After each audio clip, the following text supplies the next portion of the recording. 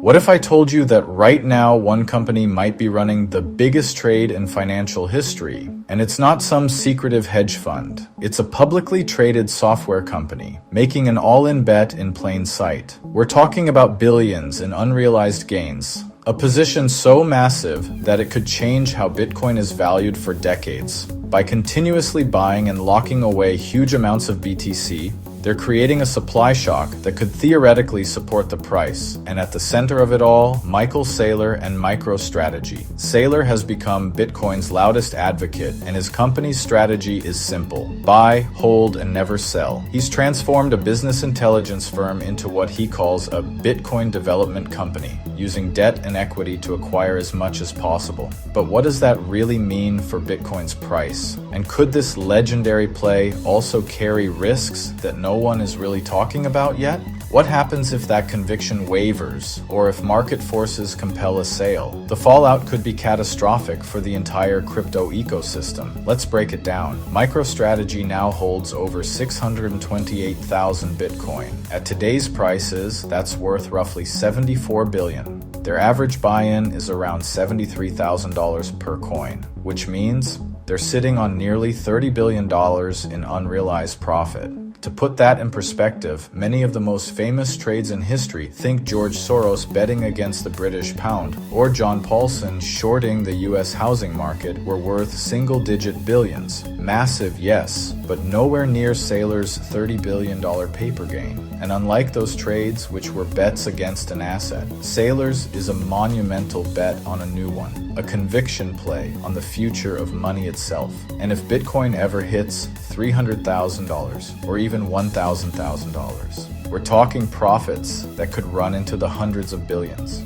That's not just a big trade, that's potentially the largest trade in human history. To put it another way, this sits on a different scale than nearly everything else we talk about in markets. Numbers that large reshape conversations about market structure, liquidity, and concentration risk. When a corporate treasury becomes a dominant holder, markets behave differently. Large buy orders push prices up, large sales push them down. And at this scale, the actions of a single entity can move markets. Saylor has been explicit. His playbook is accumulation, not trading.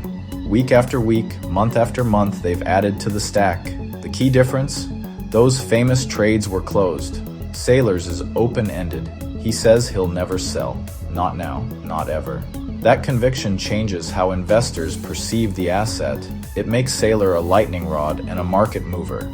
If BTC keeps climbing, those unrealized gains balloon. If it stalls, the picture is very different.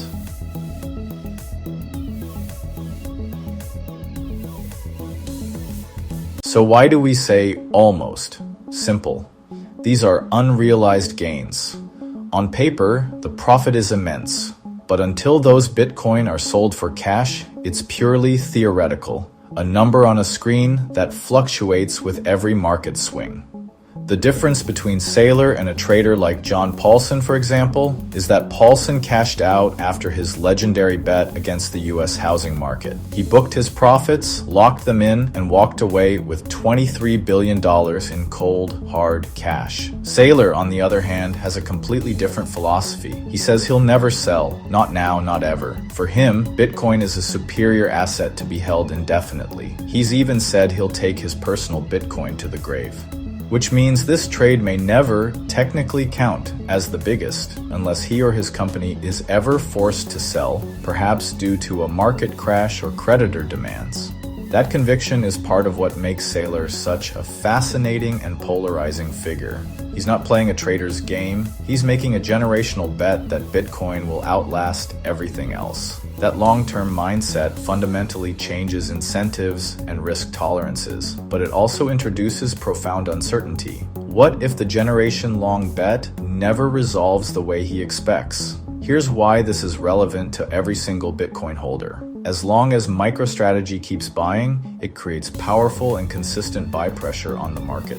This isn't just random retail interest. It's a publicly traded company, methodically absorbing huge amounts of supply, providing a psychological backstop for other investors. Saylor has raised billions through stock offerings and debt to fuel these relentless Bitcoin purchases. Week after week, month after month, MicroStrategy has methodically added to its stack. This relentless buying acts like a support floor under Bitcoin's price, at least for now. So, if you're holding BTC, Saylor's strategy, with its constant accumulation, is actually working in your favor. He's effectively become Bitcoin's ultimate hype man and its most consistent whale buyer. But there's a catch.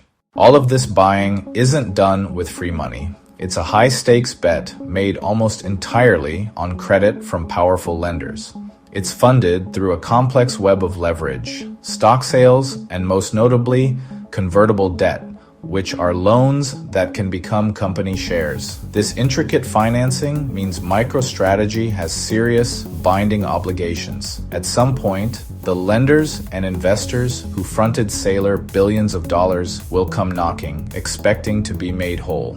And while there are various maturity dates, there's 1 year that looms large, 2028. That's when a significant portion of their early convertible debt, hundreds of millions of dollars worth, comes due. If Bitcoin is sky high by then, as Saylor predicts, it's a non-issue. The debt can be easily rolled over or converted into valuable stock. But what if the music stops? What if BTC is stagnant or worse, significantly lower? In that case, converting to stock is unattractive and creditors will demand repayment in cold, hard cash. And if MicroStrategy's core business can't generate that cash, they might be forced to liquidate the only asset they have in abundance, their Bitcoin. Imagine the sheer panic if the market's ultimate bull, its largest corporate whale, suddenly became a forced seller. The psychological ripple effects could be enormous, shattering the diamond hands narrative. Suddenly, the very entity that looked like a stabilizing force could become the trigger for massive, market-wide volatility. This is the harsh reality of leverage. Timing matters, covenants matter.